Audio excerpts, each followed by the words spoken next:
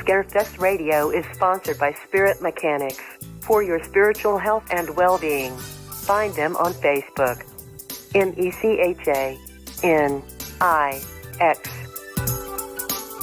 And by Coyote Chris Sutton, bringing light to the darkest places. CoyoteChris.com. The opinions, viewpoints, and beliefs presented on this program do not necessarily reflect those of the management, the affiliates and broadcast partners, or the sponsors. Listener discretion is advised.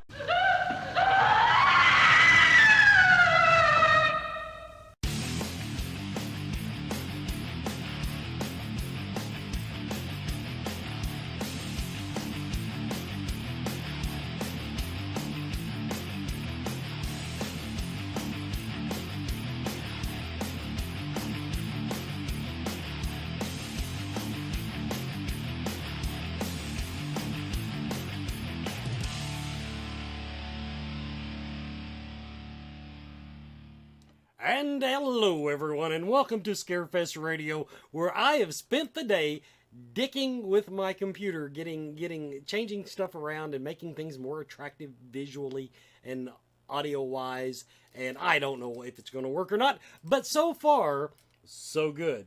The original broadcast date is November 11th, 2018. We are on the run-up now. I feel like we're already... This has got to be a marathon, and I feel like we're already practically... What did I say the date wrong? It's the 9th. What? You said 11th. November 9th, 2018. I'll fix that in post. Anyway, the point is, it's Scarefest Radio, and this is supposed to be a marathon, but I feel like we're in a sprint because there's just so much stuff going on. Now, of course, tonight, my... special guest from the Hollywood Ghost Hunters is Mr. Rick McCallum. Notice how I said that correctly this time, Rick? That sounded wonderful.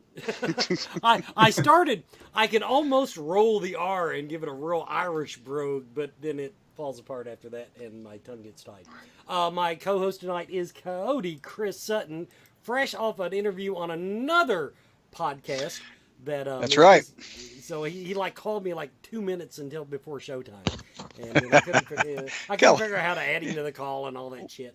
But what's a Scarefest Radio without drama, Wes? I mean, come on. You know, there's always got to be something. Just like tonight, myself, for example. Notice how dark and mysterious I look tonight. I'm wearing a dark shirt, and the lighting in here, for some reason, I guess my bulb's getting ready to go out. But I feel like I'm sitting here halfway in the dark, and so I have this mysterious look. But even with that, you can still see my glorious winter beard coming in quite nicely. So just did you say white nicely? Because it looks pretty white to me. Well, it is. Yeah, I'd talk. Didn't like me. I would talk. Yeah. That's the theme for tonight. People with gray beards. That'll just be. I just want to point out, my viewers, mine still has more color than both of these dudes put together. So there's that. Yeah, their color's coming off a bottle too. Yeah, not the kind you think. And tonight, because the weather has taken such a turn for the crap in Kentucky, this is the first time I think I've drank coffee on air for months. But I am enjoying my coffee tonight to stay warm and toasty and cozy as we come up on Scarefest. Whatever. That's all. That was my show notes. I had nothing exciting happen this week because we had some deaths in the family. And I don't want to make light of the deaths in the family. It's always tragic.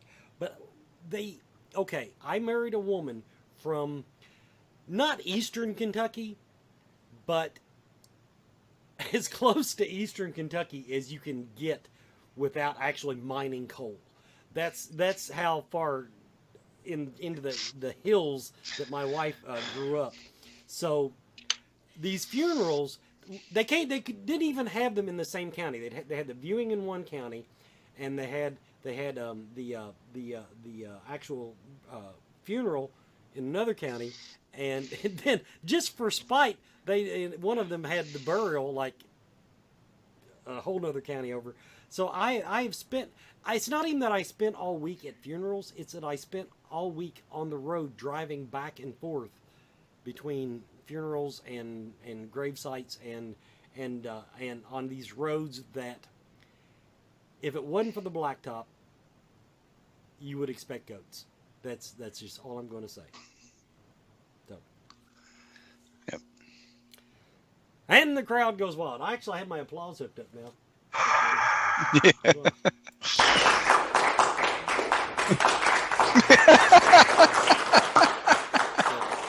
So I'm working on my sound effects board. I got a few sound effects I got to capture. A few movie quotes, as you were, a few movies, so I can get back. I'm getting back into the radio mode. And now that I can hear my voice, I'll probably start going into full on radio voice during the show, and that will just, I know, excite everybody to death. Anyway, enough frivolity. Everybody, let's give a nice warm welcome to Mr. Rick McCallum. Thank you. that was overwhelming, Rick. Tonight, everybody. Okay, I'm not supposed to welcome myself. I just can say thank you when you welcome me for coming. Yay for me! There you go. There you go. This is Scarefest Radio. You got to throw in a little self-promotion and bullshit along the way. Now, everybody tonight. In the past, when we've had Rick on the show, we always spend a lot of time talking about his movie career and stunt career and all this. Tonight, I've been friends with him on Facebook now, and dude, are you even still in the movie industry? Because all you Facebook about is your ghost hunting, and I love it. Don't get me wrong. But so I wanted to have him on tonight just to talk about his exploits and all and where all he's been and what he's learned in the paranormal field. Well, I tell you that whether I'm still in the movie business, I just finished stunt coordinating a movie called Acts of Desperation, which I saw at the premiere the other night. It's actually really good. It'll come out probably in March. Otherwise, yeah, I'm out there talking to dead people. I feel like I was surprised that it was such a big part of your life. I know we've talked about it before, but just the conversations that you have on Facebook, unless I just totally ignore the movie ones, it just seems that you're always talking about ghost hunting, someplace you've been, something that somebody said, whatever, some experience you've had, and I don't, like I said, I like it. I like it. So that's where I wanted to go tonight. Now, first of all, you traveled. I guess it was this year in spring. Was it this spring that you went overseas? And of course, I guess it's not even the first time. It's actually June. I went to Scotland for a month. Okay. Now I do that actually every year. I go every year for a month back there. I really like that place. When you go, now because of your position in the industry, do you have? Or if I go to Scotland, I'm stuck going to all the tourist traps. Do you know the people to get into the good spots when you go over there? Actually, I've met quite a few people that take me around to the really good spots. I have a friend of mine who was the general manager of the Real Mary King's Close, which is a very famous attraction. It's an underground city from like 1500s. I was able to set up a para-unity ghost hunt there with 3 other groups that I've ghost hunted with in England and in Scotland before. So, yeah, I've been to some of the best places in Scotland and some of them in England also, just because of people that I've met while I've been there. Now, we covered some of this before when we talked about ghost hunting with you, but tell me the story again about what triggered your interest in the paranormal and ghost hunting in particular. Actually, I'm kind of glad you asked that, because there's been an update on that whole thing. When my grandfather died, I was 13, and my mom and I, we didn't have a great deal of money, and he wanted to be buried in Paducah, Kentucky, and we jumped on a train, had him on the train, And because he had died suddenly, everything was off the cuff trying to get everything done. And to try and save money going to trying to catch a cab or something to go to the cemetery, we looked for a hotel that would be pretty close. Well, we found one that was very old. It was 2 stories. And when we walked in, now I'm 13 years old, right? I wasn't especially close with my grandfather. Didn't really know him, hardly ever saw him. But we get down there and we walk in and my mom says, "Do you have any rooms?" And the guy goes, "Well, I have one left, but I hate to tell you this, but it's haunted." Now, I'm 13 years old. I'm like, woohoo! This is like the golden ticket to Disneyland, man. I am in. Let's go. All right. So we go up there, and this room is about 22 feet across, and it's wooden floors, and it's got these windows where you can see the neon coming from outside. It's up on the 2nd floor. And in the middle of the night, I hear my mother scream. And I look over and I see her bed is rolling pretty quickly across the floor towards me. So I look over to see it, and I realize that I'm moving towards her. And we smack together in the middle of the room. And, I mean, that was a little unnerving. I mean, for going like 10 feet each, getting, shoved into each other. But this is 51 years ago. And nobody had really known about ghost hunting or anything, but we were smart enough to come up, try to debunk what had happened. And our first thought was maybe a truck went by and, because the beds were on rollers, that maybe the floors were warped. So what we did is we put the beds back and shoved them as hard as we could. And they'd only go about 3 feet. So then the next thing we did is we took a glass and put it on its side and roll it, and it wouldn't roll. So, I mean, the floors weren't warped at all. So we could not really figure out what might have happened other than something paranormal. But here's the update. I've been looking for 25 years to find that place because I want to go back. And I put it up on Facebook, and somebody said, I think it's this place. So I went on their website, and the first room I saw was the room that we've been in. So found it. So have you got a trip planned yet? Yeah, I'm just getting ready. I'm actually thinking hopefully they'll invite me back to Scarefest and I could just zoom down the street to Paducah. Oh, down the. I don't even go to Paducah, and I live here, dude. But okay, yeah, Paducah. It's like over yonder. Okay, let's go ahead. We're going to take our first commercial break. Everybody will be right back with more Scarefest Radio. Our guest Rick McCallum, and we'll turn it over to Chris when we get back.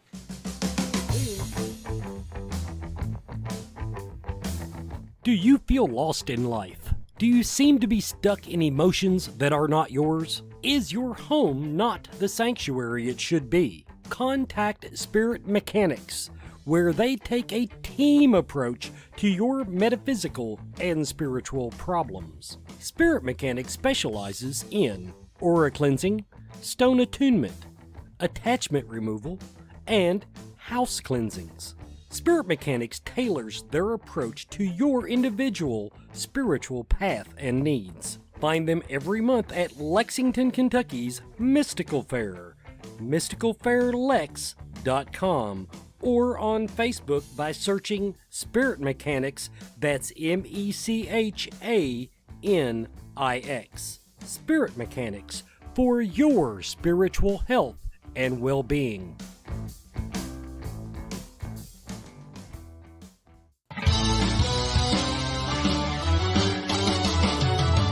Important announcement.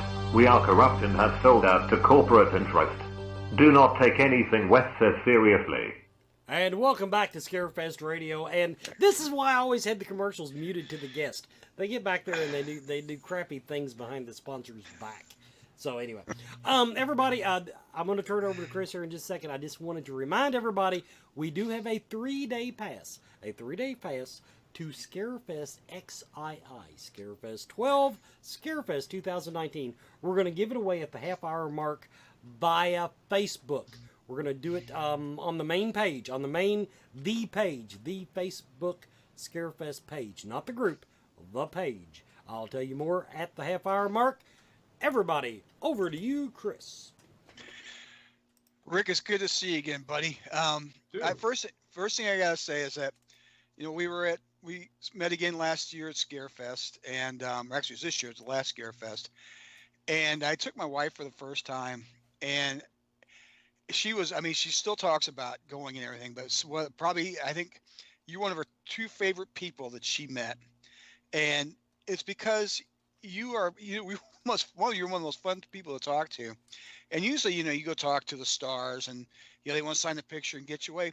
Shoot, you kept the conversation going longer, because you just enjoyed talking. And it was, it made such a big impression on her and on me too. And, you're just one of the good guys in the business, man. And it's always a pleasure to see you. It's always good to hear from you.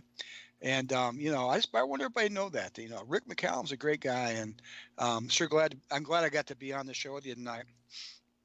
Well, I'm glad you're here. Yeah. Do you me record that for you and send it to you?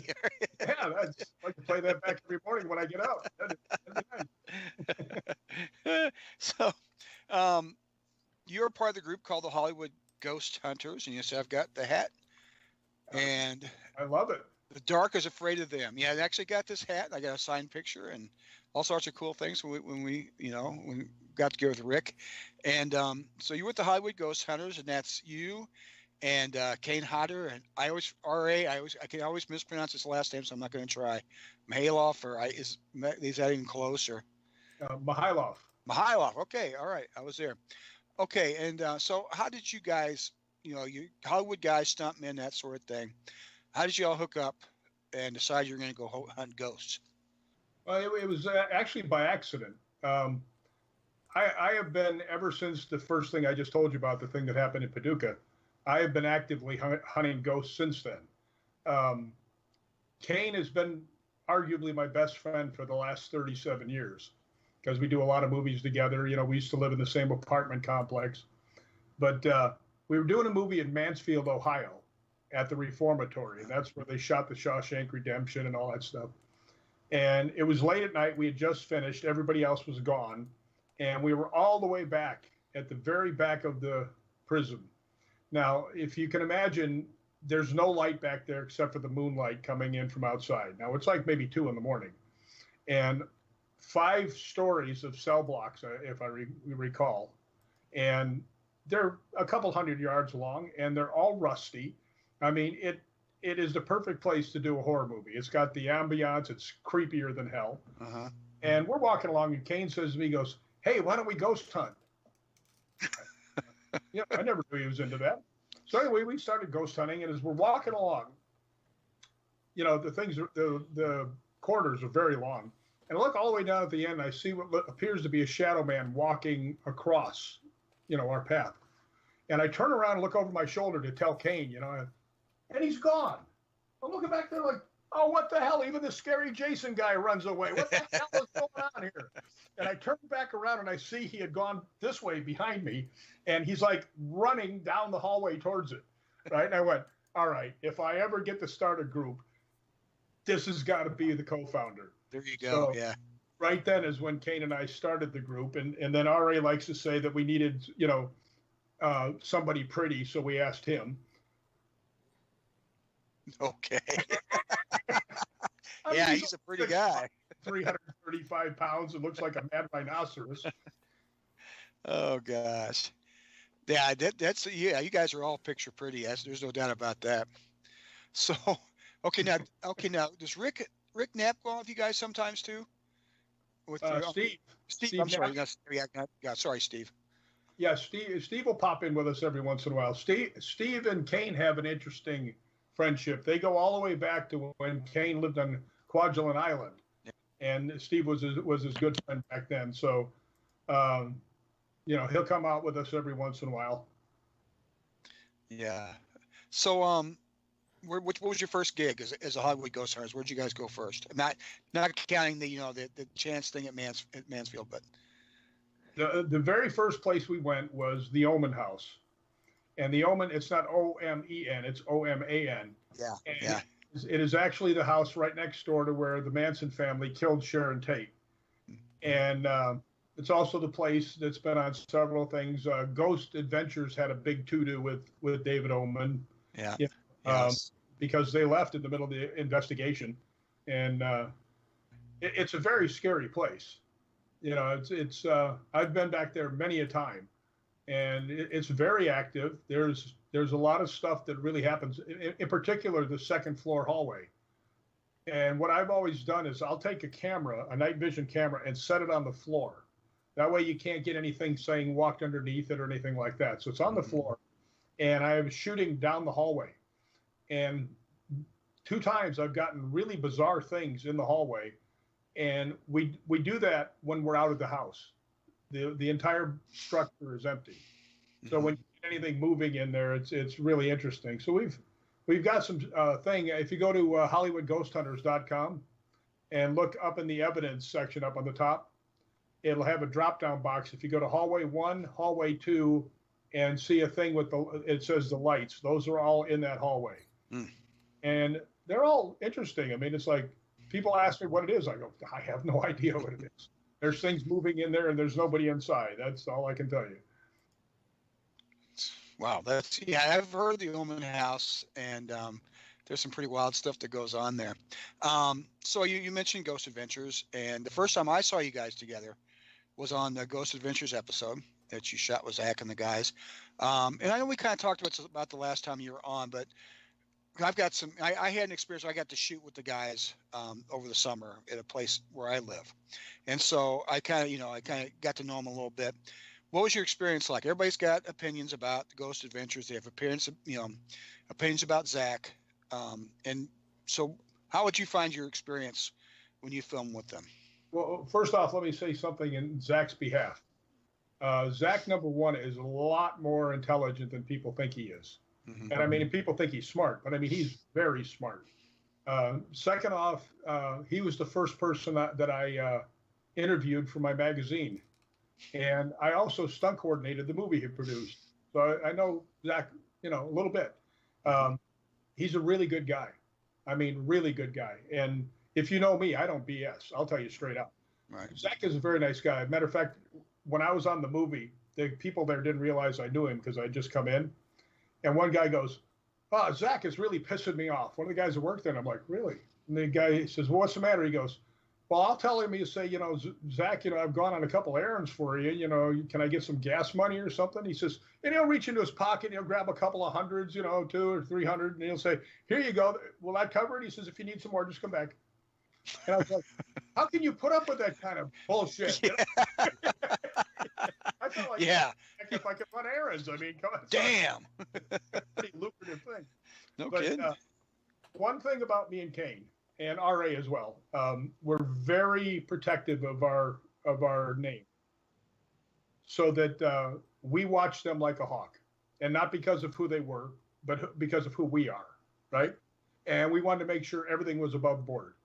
And as far as anything that I saw, everything was done to the letter, right? So, I give them my endorsement, and I got along great with Aaron. I got along great with Nick Groff. I still talk to Nick on occasion. Still talk to Zach every once in a while. So I actually really like those guys. I think they're really good dudes. Mm-hmm. Yeah, that was my experience with them. Zach was very polite to me. We didn't talk very much. They were doing a place called the Mineral Springs in downtown Alton, Illinois, which is where I live. And they, were gentlemen. I did most of my work with Aaron. Like I said, I can't say. I've met Zach twice now. I can't say anything bad about him. He was pleasant, and that's all you can ask for.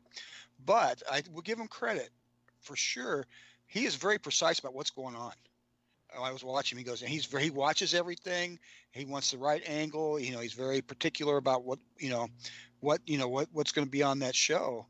And I admired that because he was involved with every shot, almost everything that was going on. Had really cared about what kind of product he was doing. Yeah, that's one thing about him, and I noticed that on the movie when we were doing it too. He was always watching to see what was going on. Like when I was setting up, a couple of different scenes, he'd come up and I'd say, "Okay, Zach, this is what I'm doing," just so you know. And he's like, "Oh, that's cool," right? So one thing that I think a lot of people don't understand about Zach is he's kind of quiet in real life. Yeah, that's true. Not sure.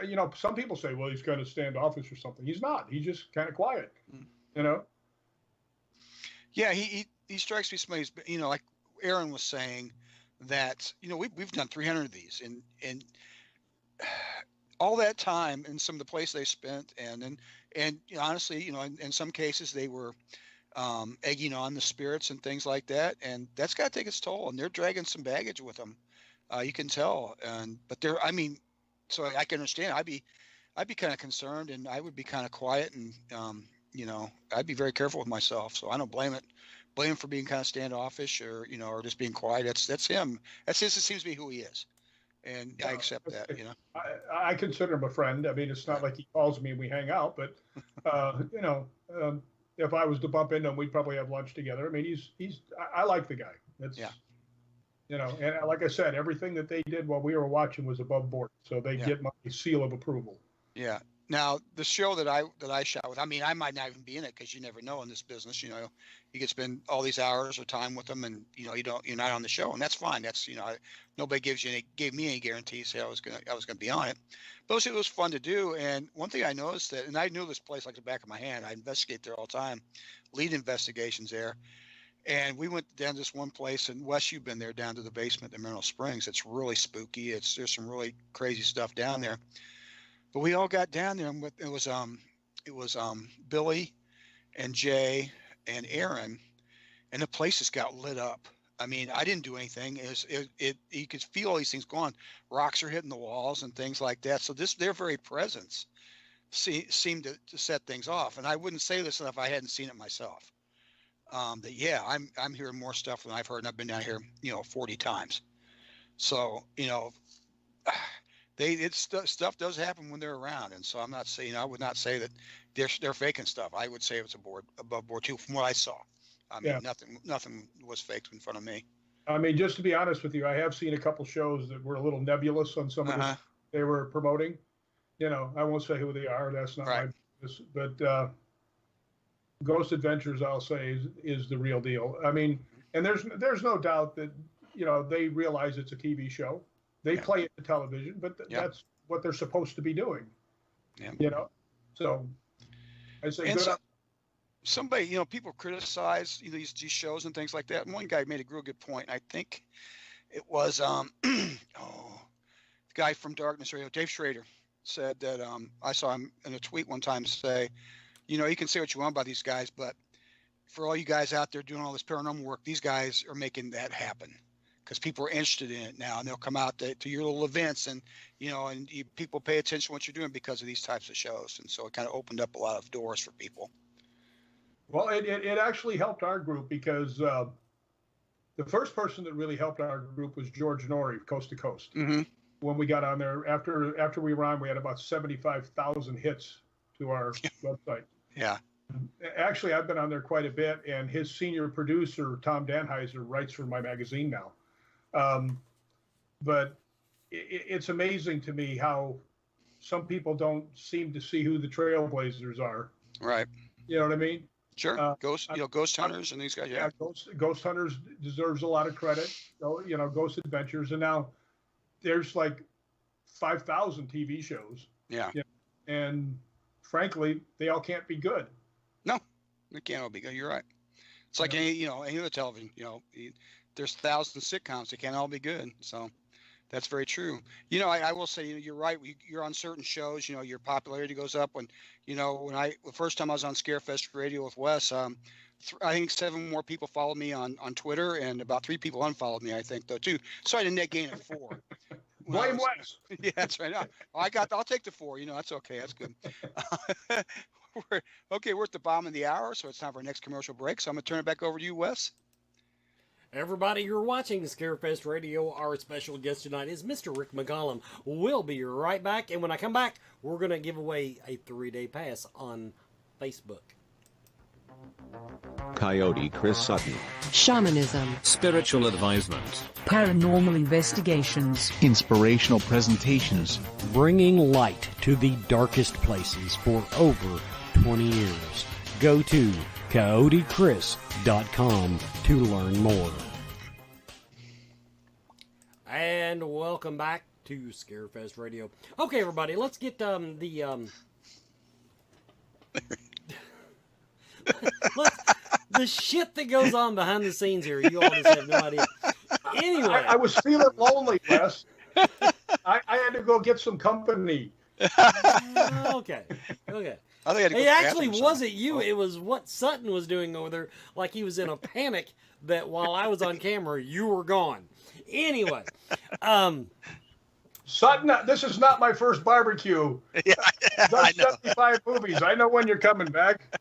okay, my Facebook page ever loads here. I am going to give away. Well, on tonight's show announcement, not the video itself, where I actually announced that Scarefest was starting at the top of the hour on the Scarefest main page. I shared it to the main page. That's how you can tell it's tonight's banner, but it's not the video. This is something that came up before the show that we discussed, so I'm going to throw it out there, and you all can imagine what we're talking about. But I want to see someone post on tonight's banner, where I shared it tonight, zombie makeup with crayons. Zombie makeup with crayons. So that will be the what I'm looking for. If my Facebook page ever loads, I might have to do it on my phone. But regardless, okay. While I'm waiting to see who wins that, back to, real quick on Hollywood Ghost Hunters. So did Danielle Harris stick with it? I see you all made her a member a few years back. Does she ever still get into it with you all? She does, but we haven't been able to get her out lately because one of the problems with us all getting together is RA's usually in Pennsylvania. Kane is usually at a convention someplace or doing a movie. Danielle just had her second child. So, I mean, it gets a little bit harder getting everybody together. So, but yeah, she's still an active member, and she's fun. I got to tell you. She's a scrappy little person. You just sent a chill of old age through my body when you said she just had her second child, because I just assumed she was like 12 or something. I don't know. Anyway. Well, you keep thinking of her as the little girl in Halloween 4 with the scissors and the clown suit. Exactly. Okay, I did find the... Hey! Gail, that was quick. By the time I found the post, Gail Joba, or Jaba, I'm not sure how to say your last name, but Gail Jaba, you have won for posting zombie makeup with crayons in the correct spot. So, way to go, Gail! All right. Okay, I'm going to write her name down. You have a prize worth more than gold. Well, it's worth $60, so you know. $60 worth of gold. Anyway, okay. When you Rick, when you go into the field, what do you take with you? I mean, now I'm not talking. I realize. Okay, let's separate this. When you lead one of these celebrity ghost hunts, like you did at Scarefest last year, I realize okay, I'm sorry, you're not ghost hunting. You're herding cats. But when you actually, when you and the team actually go out, whether it's for pleasure or whatever reason. But when you're out there with the team actually doing serious ghost hunting, or by yourself, or however you want to look at it, what are your go-to items that you want to make sure you pack with you? Well, you know, I've got a new one. I've got a new one that I've fallen in love with, and I think we've got a little kickback there on the volume, on the sound. You sound good. Can you guys? Yeah. Can you guys still hear me? Yes. Okay. Yeah. The one thing that I really like that I've gotten recently is the FLIR, which is a thermal imager for your phone or your tablet, and I have found that to be very, very helpful. And it's very small. It's only this big. It's just an attachment for your phone, so you can keep it in your pocket. But what I generally take is a K2 meter, voice recorder, night vision camera, and the thermal imager. And I mean, that's small enough that I can cart it around, and you know, that to me, that's more than enough stuff. I mean, I know people come out with all kinds of computerized programs and things like that, but I mean, I've been doing this so long. I used to have to, use chalk on a blackboard to, write down what I was finding, So I think a lot of people over technology themselves, So I think just those pieces have gotten me some pretty good stuff. As a matter of fact, the thermal imager gave me something that is one of the best pieces of evidence I think I've ever gotten. There was this real nice African-American lady named Donna who called me up and said her house was haunted and could I please come over? So I grabbed one of my guys and we went over there, and this girl is like somebody that belongs on a sitcom. I mean, she's bubbly and just happy as can be. And usually when I will go in a place, I will feel if there's a spirit. It's one of the reasons I'm so drawn to ghost hunting, is because I think the spirits are drawn to me. I mean, it's always been that way my whole life. So I go in there, I go through there with my equipment and everything else, and I don't feel a thing, not anything. So I go downstairs and I say, Donna, I don't think your apartment is haunted. And she says those words that every ghost hunter doesn't want to hear. She goes, oh, I don't think so either. And I'm like thinking to myself, why am I here? Right? And she goes, well, I think something's attached to me.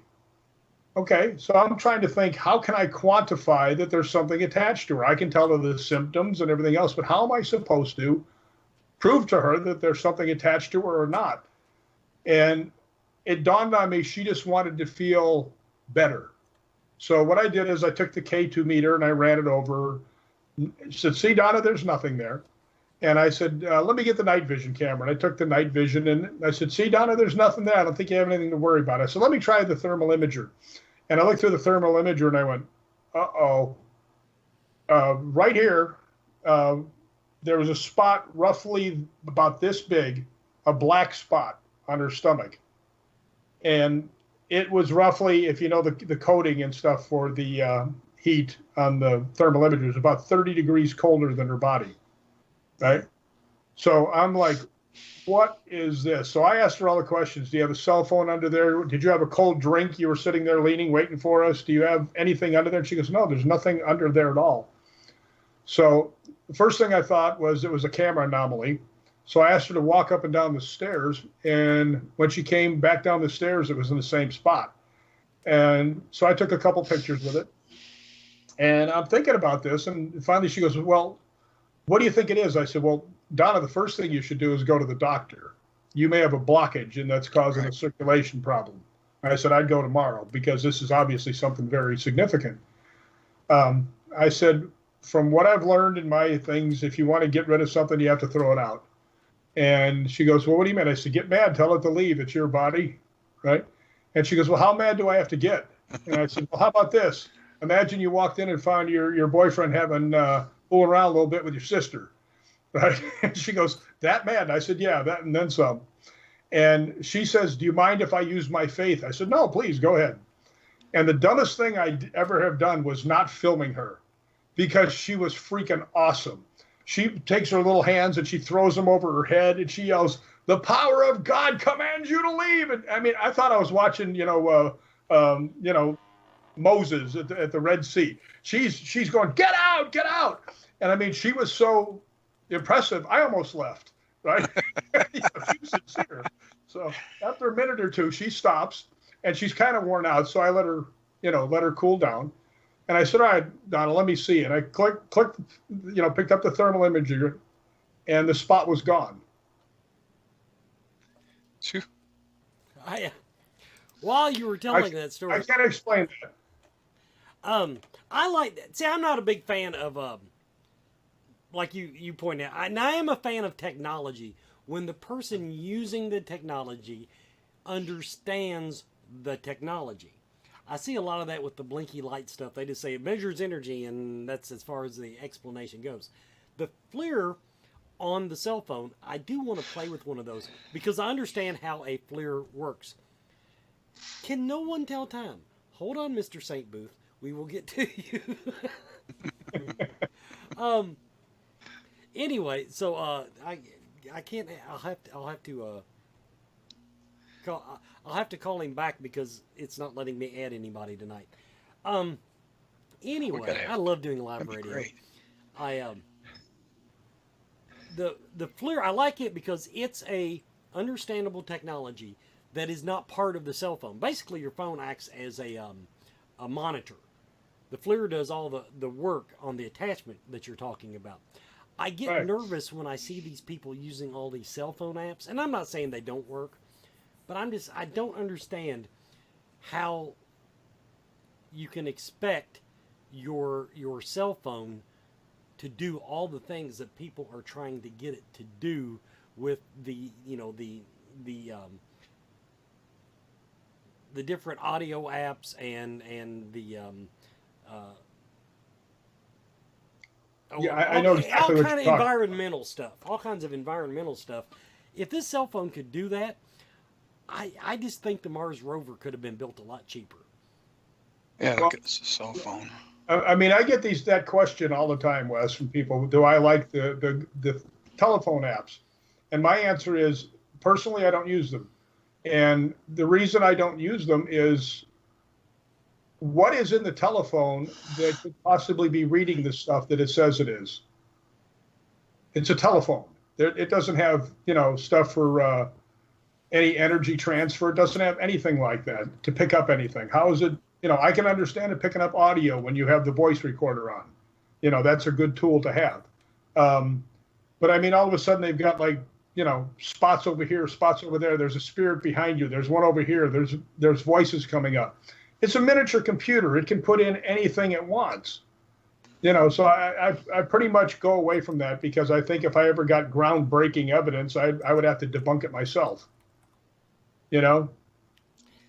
Okay, just so that he quits calling, we're going to go ahead, everybody. We're going to get Christopher St. Booth is. All right. I think he's calling from his. I think it was a phone call. I don't know if it was a Skype call or a phone call. I should have looked.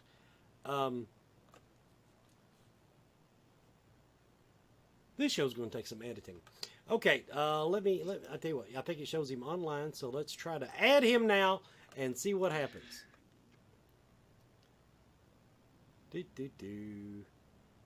Let's do. Hello. Okay. I'm telling you, we all tried calling you. I know you did. The problem is you tried calling me 5 minutes early during a live broadcast. I can video. Maybe I can video? No? Yeah. I don't know. Yeah? You can try it. I don't know how that works. Hold on. Chris.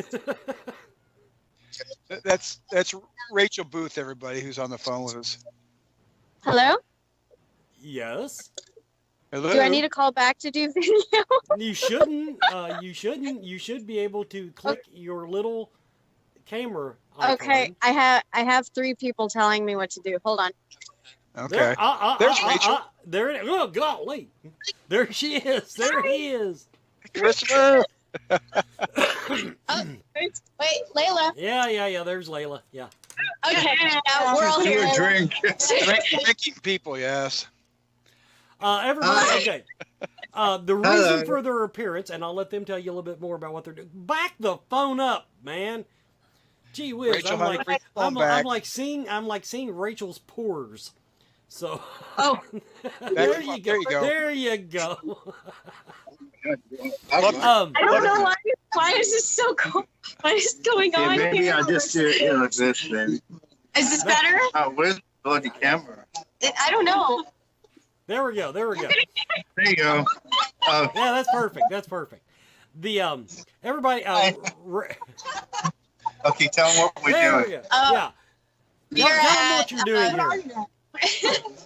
Did I freeze? We are at Interlight this weekend with the lovely Layla and Beverly, and Chip Coffee is here. And me. And Christopher. And me. I think I'm here. Jody is here. Oh, Jody. You're there. I'm Christina Breen. Hi. Rachel. Hi. The other Rachel. But of course, we're right in now, and you gotta come down to the hotel. Claritin. Sinus medicine. I'm sorry. Sinus medicine. They will never have me on this radio again. Rachel, love your hair. Your hair looks great. Your hair looks great, kiddo. I'm sorry. I'm trying to hear. I couldn't hear her. Can you hear? He complimented your hair. Everybody, Rachel and Chris are appearing at the Inner Light Festival this weekend. There's the banner for it. Just say, whoop, that's the wrong banner. That's the other one I'm talking about. There's the other one. That's the one I'm looking for. The Inner Light Festival, featuring celebrity guest Chip Coffee, professional psychic medium, and spiritual advisor. So, okay. They got so anyway. some good signs here. This is why we can't take Christopher anywhere. Well, not you, Sutton. So everybody, that's right. Okay, before I let you all go, I do have to ask one question. Why are you on the website? You're just mixed in with the vendors. You didn't even get top billing.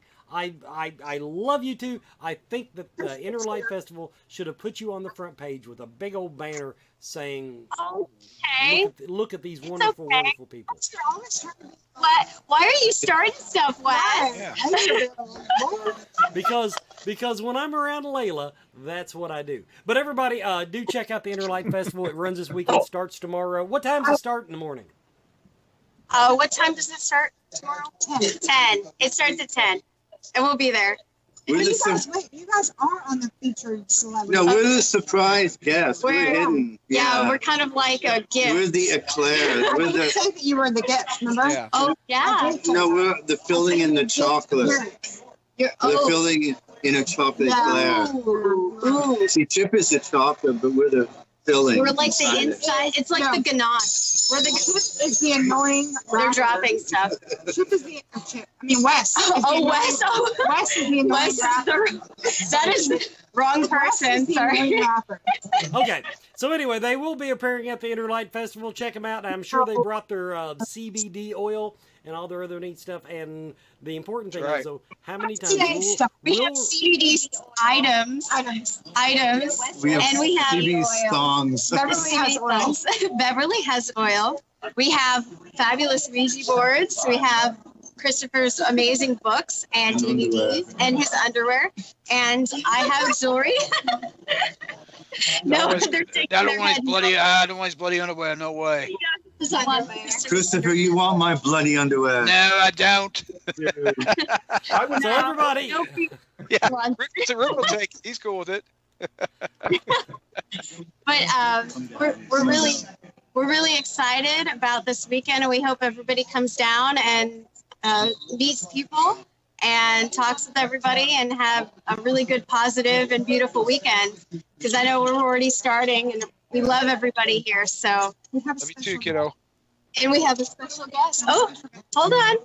We have the most beautiful, lovely. You're in trouble, Wes. Beverly. You are busted, Wes. Busted. How am I busted? But you were saying, why is he busted? Well, I don't know, but you're always up to something.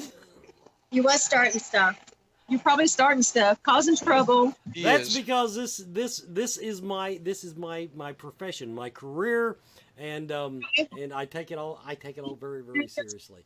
Okay, that's everybody, right. we're going to finish out the show here. We got just a few minutes left. Thank you all for calling in, and we are going to see you guys. Take care. Like I said, Inner Light Festival. Everybody come down. Lexington, Kentucky. Go to the web address. The web address is innerlightfestival.com. Okay, now. Yeah, Rick, you're on camera. Now, okay. I'm just going to say, what just happened is the reason I said it's really hard to fit a live call into the middle of an episode. I'm making that point for everybody. Now, the other thing I do want to plug while we're doing plugs, which I accidentally hit the banner when I was talking about that. The Louisville SuperCon. November 30th through December 2nd. No, I do not know if I'm going to be there. They ain't said a damn word to me. But the point is, Scarefest has a booth there. Scarefest has a booth. So if you're going to Louisville SuperCon, November 30th through December 2nd, be sure to check out the Scarefest booth and say hi. There, now we can get back to business, as they say. We can get back to our guest, our special guest, Mr. Rick McCallum. So we were talking equipment before I so rudely interrupted you.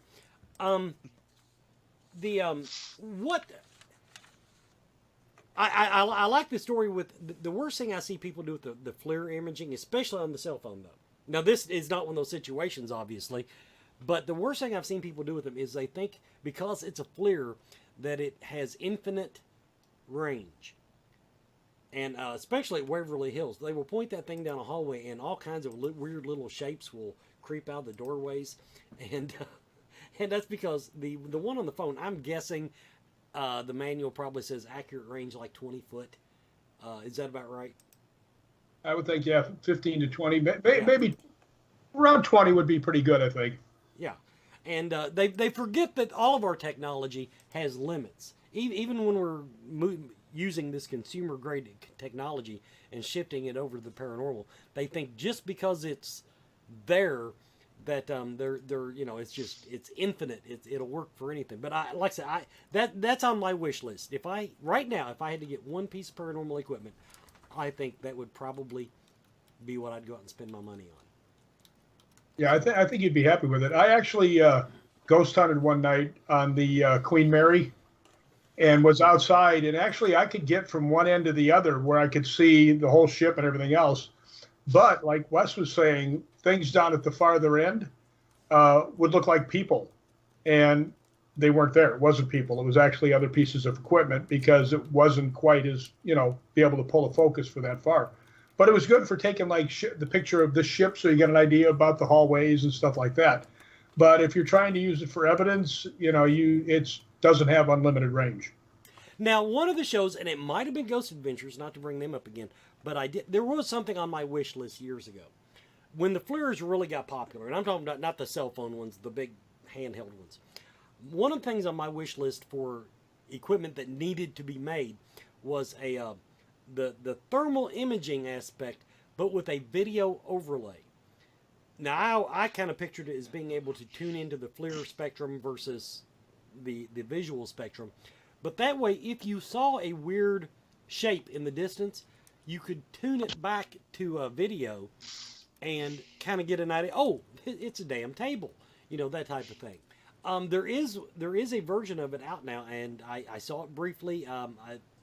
So in other words, you still get the FLIR thermal color scale, but you get an image with it so that you've got a little better idea of what you're actually pointing it at. And so that's just a little inside baseball stuff for the ghost hunters out there. Of all the places you've been, I'm going to ask you this two different ways. First, personally, because you talked a little bit before about how you like to tune in. That's what I do when I go to a haunted location. You kind of open yourself up to the experience. Is there any place that really stands out experience-wise? It doesn't mean, I don't mean the walls bled or anything, but just the most haunted from your own personal opinion, feeling-wise.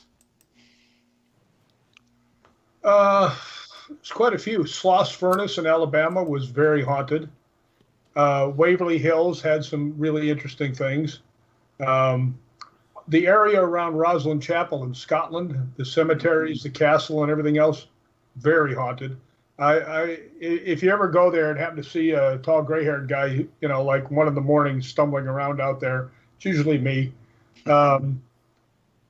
That's a very haunted place, and just walking along out there through the forest. A lot of people don't know that area right there is the first place that William Wallace ever used his guys to attack the British. Was like right there, and there's 40,000 people have died in that forest. So there's all kinds of energy when you walk through there. To me, that's one of my favorite places to go. I'll go stay there for a week, and at night I'll go out every night by myself and walk through there, unless one of the other groups comes over and wants to go. The Omen House is very haunted. The most haunted place I've ever been is in England, a place called Bolton Abbey, and everything about that place is haunted.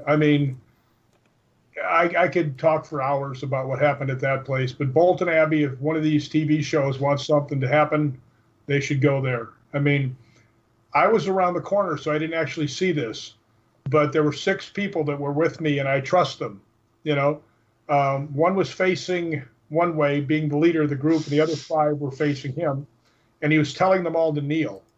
And I was there with two bouncers from Liverpool who would also come along. And we saw some movement and light from around the Abbey. So we started to walk around. We got maybe 20 feet away, and we hear all this chaos. And we come back, and we see the one guy standing up, the first girl standing up, the next girl's on her knees, the next guy's on his knees, the next guy's laying on his side, and the last guy's laying flat on his back, totally knocked out. So I'm like, what the hell just happened, right? So there's a fence there, and they're trying to revive this guy, and I do the safety stuff a lot of times on movies, certified and a whole bunch of stuff. So I told one of the bouncers, I said, go get him, bring him back. So he goes over and he picks this guy up like a bag of wheat and runs over and he throws him over the fence, and me and the other bouncer catch him. And while we're sitting there, he's out. I mean, this guy's dead weight, he's out. We lean him up against the one bouncer, and he's leaning there, and he starts getting the micro shakes, which, if you know some things about first aid stuff, means he could be going into shock, which we don't want. Or it could be, if you know ghost hunting, something's trying to attach to him. Mm-hmm. So I figured I would go with the shock part just to take care of that. So I put him on the ground, and we got his feet up, and we covered him in our coats and things like that. And finally, after about 15 minutes, we got him awake. And I asked him what happened, and he was like, I don't know. He says, all I remember is you slapping me in the face a bunch of times. Right? But the weirdness about this, all these people were around, right? I mean, as soon as it happened, nobody walked off to talk to each other or anything else. And let me be very explicit. I trust these people, okay? So and the reason I keep saying that is the story is so outlandish that it's hard to wrap my head around even now. I asked what happened. And the one guy who was trying to run the thing is a psychic medium who had his own TV show over there. The girl that he was talking to is a soldier. And he was telling her to kneel. And she says, I'm not going to kneel. And he goes, don't you defy me. And she goes, don't talk to me like that. I'll rugby tackle you off this altar. And right then, that's when we came back, because we heard her yell, no, or stop, one of the two. And what had happened, she said, I said, well, what happened? What did you yell stop about? She goes, I saw what looked like a goat's head with no eyes come through his face right at me. She says, so I yelled stop and ducked. So I asked the next girl, I said, what did you see? And she goes, I saw the goat's head, right? The third guy, he didn't see anything because he was already looking down. The fourth guy had said the same thing, except for he said something a little different, which gave it a little more value for me. Instead of them all saying exactly the same thing, he said it looked like a ram's head with no eyes, but still close enough in description to be the same sort of thing. So that was very weird. But earlier in the night, one of the girls that invited me, Mandy, who is a psychic medium, had a cross from the Vatican. And there's one place they say if you come in there and the spirits don't want you to leave, you can't go through this gate. And as she got to the gate, I was behind her, and I saw her chain yank up like this and give her a big friction burn on her neck. And I was behind her, right?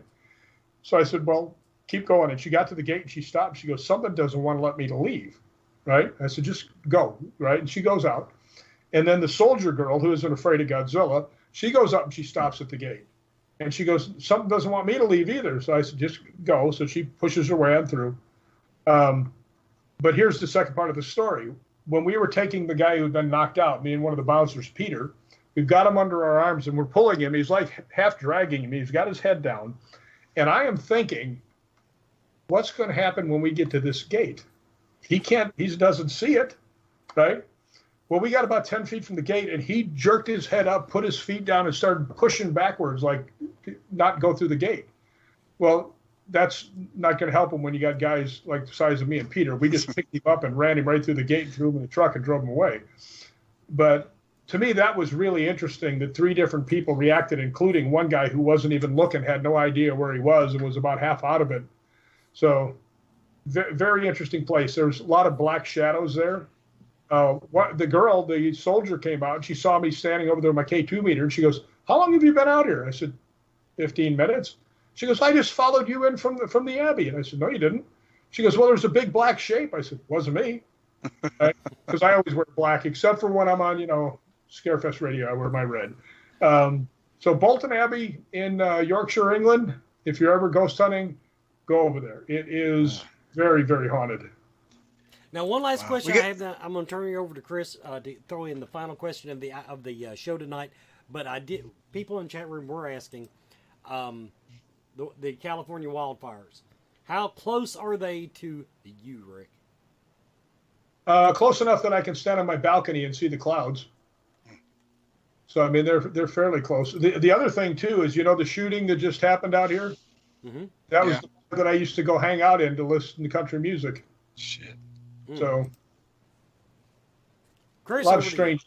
That's scary. I mean, just the magnitude of both things, happening in basically in your neighborhood. This massive fire and this terrible act.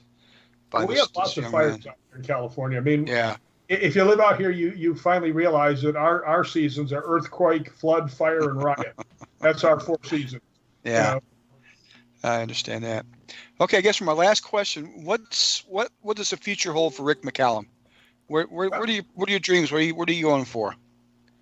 Well, what's funny is just to show you how powerful Scarefest in itself is. One of the people from Scarefest called me up and asked me to play a part in a movie they're doing next year. Wow! So I thought that was pretty cool. I am actually going to Lep Castle in Ireland in March, which is a big thing. And I just got back from a celebrity thing with Barry Fitzgerald, ghost hunt up near Bakersfield, where they're trying to raise money for a dog and cat shelter. Oh, neat. And this is a very depressed area. So they made a fair amount of money off the people coming. We had a sold out thing. But they asked me if I would bring something, that they could sell.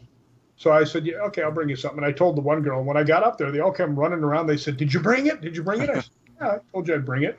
So they said, show us. Can we look at it? And I said, yeah. So I gave them the box to open up. Inside, there was a hockey mask autographed by Kane. So they put that up on the website, and that actually had a little bidding war and sold for $200. So they were like deliriously happy about it. So, what's next for Rick is writing the next issue of the magazine, Hollywood Ghost Hunters Mag, hghmag.com, hghmag.com, totally blunt plug. It's okay. We sell our souls on Scarefest Radio. And that's pretty much what's going on for me right now. I'm really concentrating on the ghost hunting. I mean, things are actually happening around me and things more often than they used to, which is kind of interesting to me. So I'm trying to figure it all out. Yeah. Well, you talked. I mean, I have to end with a story, and you'll appreciate this, I think, Rick. So a friend of mine, he's done some work when Wes knows him. His name's Jared Boots. He's done some graphic work for us. And so he hasn't asked me for any money or anything. I said, well, Jared, what can I get for you? He goes, I want Kane Hodder's autograph. I said, no problem. I'll do it for you, buddy. And so I go and I pick the picture out. And now Jared spells his name Jarrad. It's an unusual way to spell it. So I went to Kane. Hi, Kane. I'm getting this from my friend Jared. He really loves your work, and he's a big fan. And he couldn't make it. Okay. And so I said, now, would you make that to Jared, Jarrad? He puts the pen down, looks me square in the eye, and says, that's not how you spell Jared. I know, Kane, but it's like, that's how he spells it. He goes, no, that's not. I mean, he's kind of like, I'm like backing up. I said, no, man, really, I swear to God. And so finally he looks at me and goes, okay, just writes the Jared. I was like, he wasn't going to do it. I paid money and everything. He was, no, that's not how you spell Jared. I'm not misspelling somebody's name. No. Yeah. So, yeah. I will tell you something before we go. You talk about the fans and things, and the fans are wonderful. I mean, this year I had probably, I would say, between 7 to 10 times as many people just come to see me, which I thought was wonderful because, with your wife and you, I love people. I'll sit there and talk all day. Yeah, that's true.